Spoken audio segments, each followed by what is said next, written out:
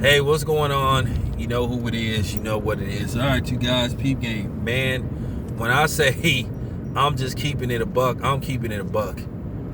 You know, at the end of the day, we probably, maybe a short time, I don't have a designated date yet, but it's coming where they're going to announce Tank Davis versus Leo Santa Cruz at more than likely the Staples Center sometime in May.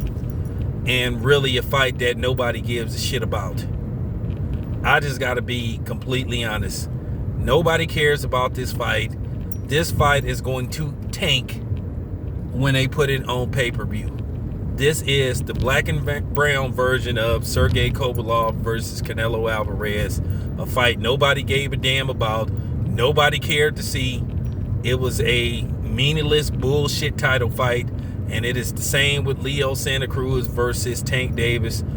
At the end of the day, Leo Santa Cruz hasn't had a meaningful fight since Abner Mares, and I wouldn't exactly call that a meaningful fight. If you want to get technical, Abner Mares is just a little bit above a average fighter. But Abner Mares has been stopped before. Leo Santa Cruz has a god-awful resume, and that's fact because Leo Santa Cruz has been protected. He hasn't been forced to fight the best guys out there, and we all know why. We all know why he's been protected. You know, and that's just fact. Hasn't fought anybody. And then you might could make the same argument for Tank. Tank hasn't really had a meaningful fight. I mean, he fought a washed up Gamboa, and you just looking at, I mean, Tank ain't where he need to be. And at the end of the day, Tank is 25 years old, and it's just time for him to step up in competition. For whatever reason, they don't want to make the Lomachenko fight. You know, a lot of people see it as a duck, but they don't want to make that fight. So they're trying to carefully put Tank on pay-per-view and trying to make him a big star. But at the end of the day, to become a big star, you got to have some names on your resume. And you just don't have no real names on your resume. And you just got to keep it 100.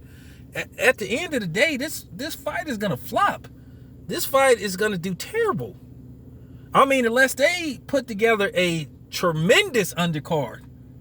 They'll be lucky if this fight does 100,000 pay-per-views. This fight looks like 75K at its finest.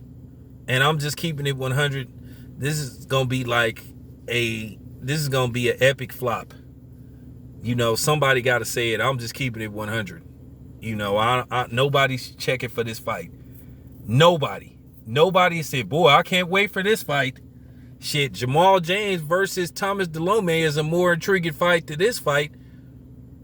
I just don't see no way, shape, or form Leo Santa Cruz can win this fight.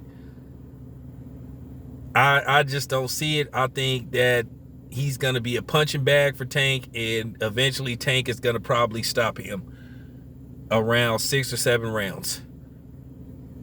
Because they finally just like, all right, man, you know, you owe us a favor. And that's basically what's going on. They, you know, because Tank has been protected. I mean, Leo Santa Cruz has been protected by you know who, and it ain't no use to keep dwelling on this shit. We all know what time it is. Where you got people that don't want to talk about this shit because they feel like they have an obligation to just keep their mouth shut. But at the end of the day, they killing their credibility. I'm not doing that shit. So it is what it is, man. But like I say, this fight is going to flop. I'm gone.